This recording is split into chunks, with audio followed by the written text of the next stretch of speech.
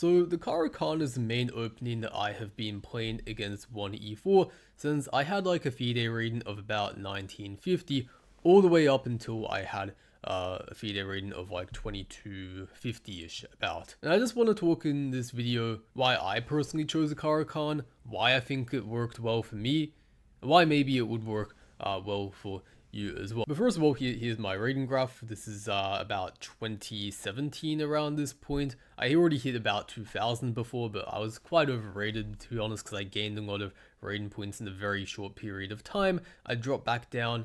And around this time I started like reinventing my opening repertoire, so to speak. And one of the things I changed was I started playing the Caro-kann as black versus 1e4. And of course that was not the only thing that was at play here, but it was definitely one of the things which I think helped a lot. And I'd briefly like to mention there was a period earlier where in about, I think, late 2015 to early 2016, up until I had a FIDE rating of about 1800, I was playing a lot of this French defense crap. And like, don't get me wrong, it's like an okay opening, and I like certain elements of it where, you know, you sort of give white a little bit more space, especially you can see in this second image on the right, we have the advanced variation of the French. And I sort of like how in the French, generally speaking, you're counter-attacking against white, and you try to gain the initiative in that sort of fashion. But I always just had this issue that I could never really figure out how to use this knight squared bishop, and partially it was because my knowledge of the French at the time was not that great, but even today I still just, yeah, I don't really like the French defense. If possible, I would like to avoid just having this sort of bad knight squared bishop right sort of built into the opening that I play. And that's sort of where eventually I came onto the Caro-kann. And when I started playing the Caro-kann, it reminded me a bit of the French in some ways, what I liked about that opening where, you know, very often you are counter-attacking, but in the Caro-kann, it's like you sort of have that element, but you don't have the bad bishop, I felt like. And of course, that's a bit oversimplified. But you know, these positions we have on the screen right now, these are just very typical things that you can get from the Caro-kann. Again, there's no like bishop shut in on c8 in either of these lines. All your pieces are on decent squares, and everything just feels very like harmonious in general. Another thing I should also mention is that every line has a sort of natural imbalance built into it. Like, it's not as it is in the French where like white can sort of play the exchange variation and sort of automatically make things a lot more drawish. In the Caro-kann, when they go for the exchange variation, right, you take back the c pawn, and you can just see, because of the opening we played, it's a lot harder for them to sort of kill off the game and maybe make a draw and put you in a state where you just want to fall asleep at the board, right? So those are just briefly some things that I liked about the Caro-kann. We'll see sort of in some of my games some more typical ideas in action. But first of all, I just want to mention this guy. So this was an international master, Alex Ostrovsky, I learned the Caro-kann from. He's from the US. And this was like back in 2017. He had some like Caro-kann course basically he released. This was like before Chessable and any of that existed. I remember getting that, basically using it. And in that 7-year like time period, of course, I've just found like my own ways of how I like to play the Caro-kann, but he had a lot of influence at first of how I generally played the opening. I found like the way he presented stuff, like I just found it very easy to understand. The theoretical lines were good. I don't know whether his course is still available, but that's how I sort of got my start with the Caro-kann. But now I would like to show 3 games that I've personally played over this time period that I was talking about, sort of from 2017, maybe 2018 to around 2020, 2021, against 3 players in the rating range of like 1700 all the way up until 2400. And I'm not going to be going super in-depth analysis or anything like that, but I do just want to show sort of like, again, the appeal of why I kind of like the Caro-kann, why I stuck with it, and hopefully some things that you can use in your own games if you are a Caro-kann player already or whether you're looking to get into the opening. So for the first game here, this was actually played when I lived in Japan, and I was playing against this player who, she was rated about 1700, and she opened up with e4, knight c3, and of course, there's some other things like the advance, the exchange variation, but in general, these are the main 3 choices. You can also go knight d2, these both transpose after d takes e4.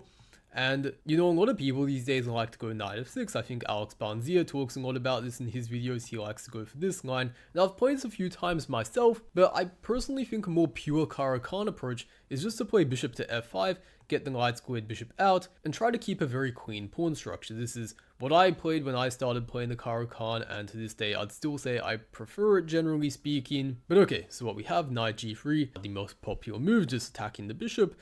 We move backwards, knight f3, knight d7, just stopping any knight e5 ideas, h4.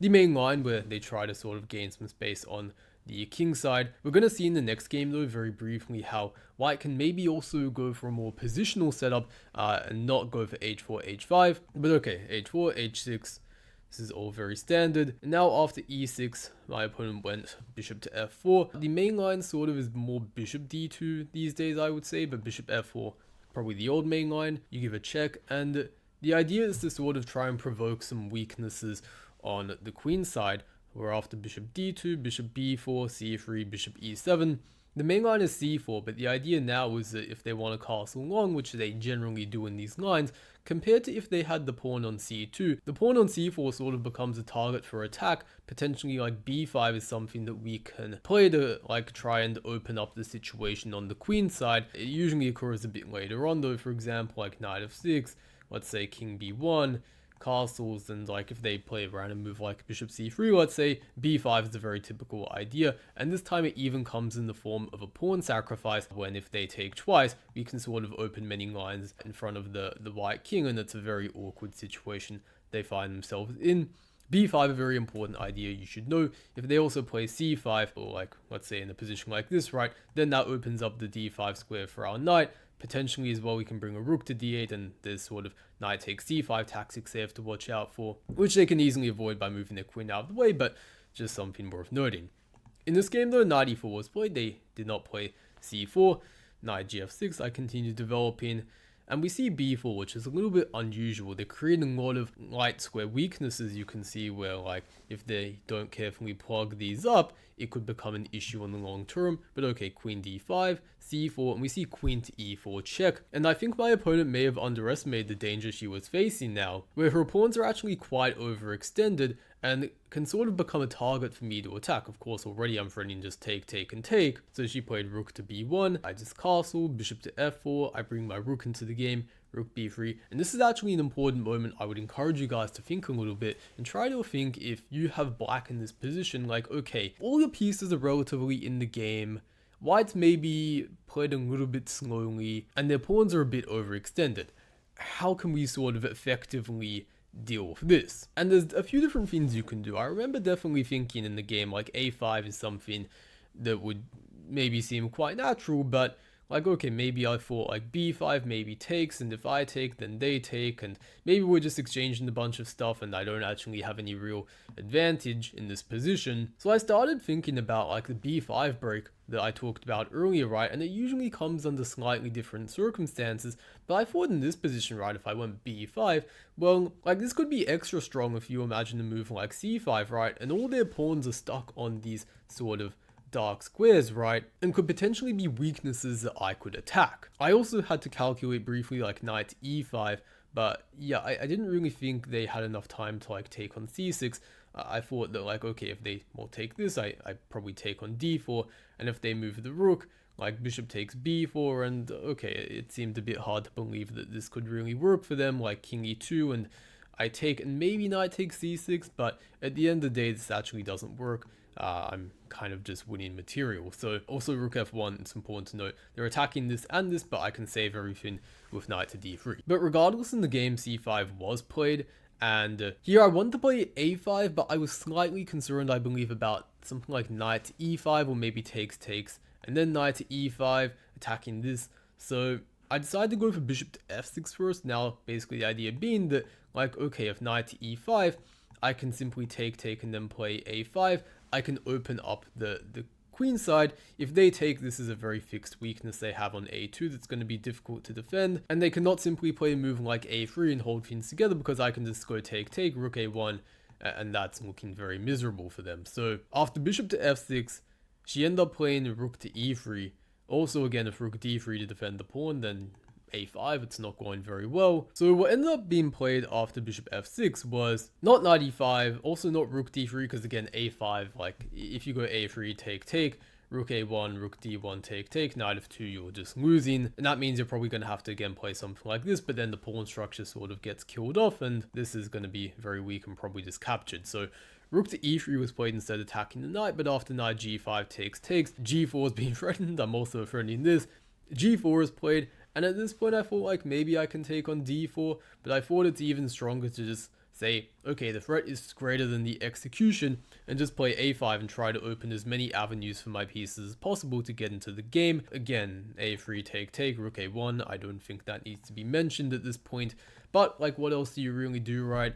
She tried to play knight to e5, I took it of course and then took on b4. She tries to get a little bit of counterplay, but ultimately it went nowhere, and this was a completely winning rook endgame, where after rook b4 she finally decided to resign because this pawn is going to get captured, and if she goes like rook d1 to protect it, at the very least I can queen and then take this, and of course black is completely winning, being up so many pawns. In another game I played though, my opponent, he went for this line, so this time I'm playing against a German FIDE master, I believe, who was rated around 2254. My FIDE rating at the time was 2132. In the last game it was like 1959. But okay, we have again the classical variation, but this time you can see he doesn't go for like one of these very aggressive variations with h4, h5, try to go for like bishop d2, long castles, anything like that, and he instead goes for this more positional approach where he just tries to develop his pieces. Usually it's a bit more typical to start with bishop to d3, but this time around he went bishop to f4, and then after e6, bishop d3, we both develop. Notice how as well I'm in no rush to really take this, because like if he does take on g6, this is not really, apologies, like a big deal, because I get the open h file, and truth be told this pawn structure is not really that bad. But okay, he plays after bishop e7 c4, and after I castled then he took, because I no longer have the open h file for my rook. Truth be told, probably at this point these days I think I would just take, so my pawn structure doesn't get that sort of damage, considering after I castle I no longer have the open h file, but it's still perfectly playable. So queen e2, rook e8, and this is how I typically like to play these positions. I kind of like to just build up for as many moves as possible, like rook e8, get the queen out somewhere, rook's in the center, and only once I've got everything in place go for c5. I think the computer also likes c5 immediately. I personally think it hits a little bit harder when you've just put everything in the right place first. So rook fe1, get my queen out, queen b6 also fine, also c5 fine. I had an interesting idea though of queen a5 that I've played in a few games, where the idea is to go knight h5 and then take on h5 with the queen, sort of trading a pair of pieces off and maybe getting the queen a little bit active, although I have to be careful to also not to get trapped on the side of the board. Okay, queen d2 though, sort of maybe trying to get the queen off of this diagonal, maybe prepare some knight e5 stuff without getting into a queen exchange, improve the bishop, bring the rook into the game, does some zigzagging, and at this point I decided to play knight to b6, and these weren't necessarily all the best moves, but I was playing in like a very provocative manner where I'm attacking my opponent's c4 pawn and I'm basically begging him, please play c5 and give me the d5 square, right? Because I was also thinking maybe of something like b5, but I remember having some specific issues in my notes. Apparently knight e5 was something I was bothered with. c5 is also a consideration, and this time it's a little bit harder to get the knight to d5, but I'm not sure I was too bothered by this because I also do get the queen to that square. But nonetheless, after knight b6 my dream came true. My opponent played c5, which if you've seen some of my videos on the Caro-kann opening, this would look very familiar, right? But of course in this position it's a little bit different because we don't have like this light squared bishop which is stuck inside the pawn chain and has a difficult time getting out when white plays c5. So in that respect it's a little bit less concerning when we see this sort of move on the board. But also I should mention, if they play b3, it's actually the best move. I think in the game my idea was c5 and I'd sort of try and equalize in the center like this, but apparently after bishop e5 they keep a bit of a small advantage, neutralizing our bishop on this diagonal. But anyways, what happened was c5, a knight to d5, gain my knight onto that nice square, b4, rook d8, and at this point I play knight to c7, and basically again this sort of fits into what I was saying earlier about how I like that really counter-attacking element of the Caro-kann. The French as well, I liked it, but there was always a problem with the bad bishop. But I don't really have any bad pieces. I'm just sort of coordinating everything now to a point where they can work together and try and maybe attack this backward d4 pawn. And it's a lot harder for white in a sense, even though the computer still says they're a little bit better, because they have no clear weaknesses in our camp to really target, right? That's another thing about the Caro-kann. Unlike, you have a very clean pawn structure a lot of the times, which puts you in a good spot to sort of counter-attack, I feel like, and that's what I'm sort of trying to do here. Go knight b5, attack the d4 pawn, and it worked out really well in the game. So knight to b5. The idea is at this point, if he goes a4, you might like to try pause the video, figure out what you should do in this position. But basically, you can play knight takes d4. If you play knight takes d4 back, of course, you're winning material. And if they take the bishop, the point is you either go take knight takes and then e5, or you just go e5 immediately, and then after some trades, you're going to be winning back the piece, and it's going to be pretty much equal. So what my opponent tried to do was he tried to play queen to f4 with the idea that he's giving up the a3 pawn, actually, but then he's maybe going to like take on f6 and maybe get some active piece play. It turns out this is the best thing to go for. Well, actually, I think first of all, he goes like rook b3 or something like that to make sure he doesn't hang the rook. But yeah, I can't quite remember what I calculated. This was 2018 this was played. But instead what he ended up doing instead what I ended up doing rather was I ended up playing queen to f5, just trying to sort of avoid any of those issues. And if he takes, I believe my intention was, I can't actually remember which pawn I was planning to take back with. I think maybe this one, and then take and get these sort of interesting triple pawns, but I do control a lot of squares at the same time. This might also be possible. I do allow past outside h pawn here, so I'm not quite sure. Nonetheless, so I don't think in either of these scenarios that he can really stop me from winning one of his pawns. Actually, I think I might slightly prefer this one so the rook doesn't infiltrate on the e-file, whereas this one it sort of can. So after queen f5, he didn't trade the queens, and he ended up going back to e3, which looks very natural, sort of defending the a3 pawn. But unfortunately, after bishop takes e5, it's very difficult to hold together his position, and at this point I think he's basically lost, because if he takes with the knight, then this drops. If you take the pawn, you run into rook d3, and then you drop that. And if you play queen takes e5, which he ended up doing, knight takes a3, and like you basically are just down a pawn. And within a matter of moves, there was no way he could prevent me from winning his d4 pawn. I tried to use some very precise technique here, not allowing him to, because I felt like, you know, if he exchanges off one pair of rooks, it actually might not be super easy to win the d4 pawn. Like, okay, sure, I'm still better, but I was like, no, I can make things like really difficult for him, play rook d7, and then bring, with both of my rooks, attack the pawn. He tries to do some stuff, rook c d8, rook d2, but I recognized an opportunity to use the fact that his rook was sitting behind the defense of the pawn now, so I went rook d5, king f1, takes. And if you like to pause the video and try and find the finishing move, the idea behind playing rook d5, I encourage you to do so. But the idea basically was now that I can go e5, and I'm just attacking the pawn. He cannot take it because then this hangs. If he takes the knight, then still hangs. So he tried to go rook a2 and maybe like, I don't know, like blockade the pawn somehow, but I didn't even do that. I just played e4, and then he resigned because wherever the knight moves, I take, and now I'm not just one pawn up, I'm two pawns up, and this is completely hopeless. And I really like this game because it just goes to show, right, even in these very quiet positions, if you're sort of patient, you time your counterplay correctly, and of course with a little bit of help from the opponent, there's actually a lot more potential in black's position than may initially meet the eye, with all of the counter-attacking potential that lies in various breaks like c5 and b5, but again, in this game actually I did neither of those, but I just actually played very provocatively, forced my opponent's pawns forward.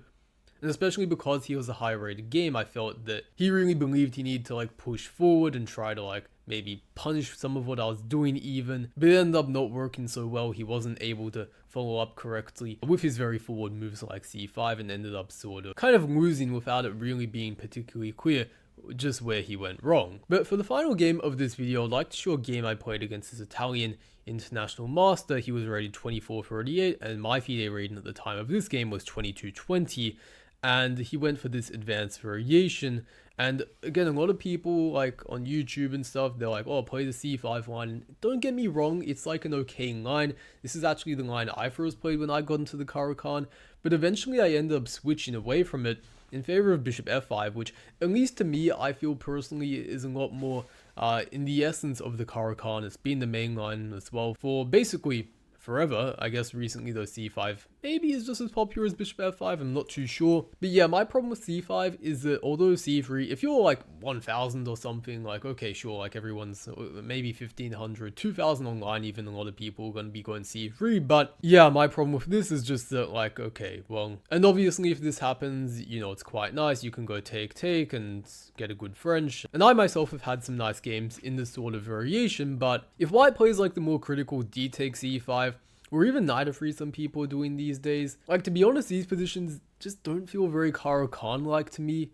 And maybe that's subjective, but to me a Caro-kann has always just been like, you get your bishop out in f5, you play e6, Sorry, not e6 here, obviously, that's a pretty crappy version of the French. And then you sort of like play from there, right? But like c5, you get a lot of these weird lines where like you have to play e6 because I think knight c6 is sort of refuted these days because of like f4, and these positions aren't so great. This is what I initially played when I started playing the c5 line, but then eventually I realized you have to kind of play e6 because this is like incredibly risky, I think, for black. But yeah, these lines, they get pretty weird. There's a lot of like a3 takes, like queen g4 stuff, and like b4, and like if you like 2000 online and everyone plays c3, by all means, but I think that personally this is what I prefer. Just it feels a lot more, you get these more strategic games, not like these super tactical ones in like c5, d takes c5, where it feels more like a perverted version of the French, to be honest, than it does a Caro-kann. So that's my rant, at least why I play bishop f5 here. And in this game, my opponent played the most critical line probably in the whole Caro-kann, the short system where you go knight f3, bishop e2 against the advance. A lot of people at lower levels go like bishop d3, exchange off their good bishop, and then let you get a good version of just the French again, where you play c5, similar to how c5, c3, you get this. Like, in my opinion, the type of people who go like, you know, c5, c3 is white are the same type of people who go like bishop d3 here, or like knight f3, e6, bishop d3. So like from that sort of point of view, I don't really see a big downside to going bishop f5 from a practical point of view. But anyways, in this game, bishop to e2 was played. This is more critical, avoiding the trade of knight squared bishops, knight e7, and the sort of one of the main lines is c5. Personally, I played this a bit when I started out again, but it eventually just, I found, didn't suit the way I like to play the Caro-kann, which was gain these more strategic games where I can outplay my opponent. C5 tends to be more conducive to like very heavy memorization, early tactical sort of stuff. This is line with queen b6, for example. Takes knight e7 is also a line that I played for a while. But both of these lines, you sort of need to memorize your way to like equality and stuff. And to be honest, I'd rather have like a position the engine says is slightly worse, but I feel like I can outplay my opponent in, and I'm just going to really understand better. So in this game, I end up playing knight to e7, even though my opponent's a bit stronger. I didn't want to go for one of these like super forcing lines, but okay. Castles, and my idea for this game was to play knight g6, which is a bit of a rare idea, and for a long time was like my pet line against the sort of short system, where like the idea is basically like if they just play like sort of developing moves like this, eventually you're going to go for f6 and then go for bishop d6, maybe e5 if you're allowed, and perhaps also play on the king side in general. I quite like this setup. A lot of white players don't really know how to handle it very well, and you can get a very nice position as black. I've also had a lot of people in blitz who just went, for example, like knight bd2, and then after knight f4, you basically just win the bishop pair and you're even maybe slightly better already. But what happened in this game was he ended up playing c4, which after d takes, bishop takes c4, we have this interesting dynamic where white has a little bit of a space advantage, but black has like the d5 square that they can maybe use for their pieces. They have decent control of the knight squares in general. This is certainly not a position that I would be complaining about obtaining. I should also note though, something like knight g6, you usually don't want to play it. Like, this is a very specific line that I had prepared.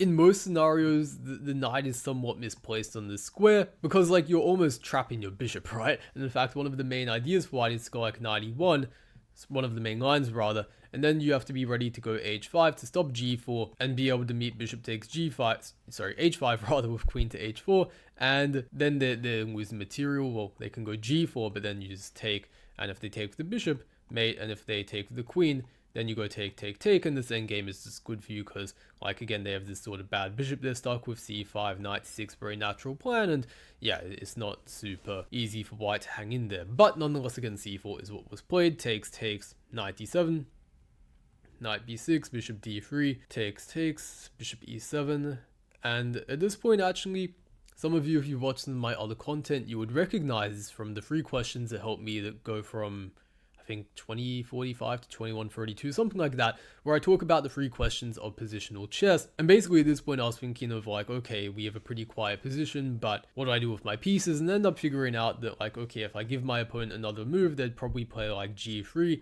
to restrict my knight. So in some sense, if they play this on the next move, this knight would be a pretty bad piece of mine, so I should try and exchange it off before they do that. I did that, and he played f4 now. I played f5 to stop him from further advancing, and I basically carved out some nice light square control, and had felt at this point that I had more or less equalized in the opening. There was no reason I felt to really think that white had somehow a superior position. So queen to d5, activating my queen on the light square. This is very common play in general in a lot of the Caro-kann position, to bring your queen to d5, and you just try to control a lot of the light squares in the center. So b3, stopping maybe taking a2 perhaps, and I reroute my knight again at this point, sort of. I felt like after b3, okay, my knight clearly has no future on this side of the board, but I can reroute it. Rook a d8 maybe also possible, but I want to reroute it and improve it immediately. And then after the following moves, I decided to play rook a to e8 instead of rook a to d8. My idea was to put this rook eventually,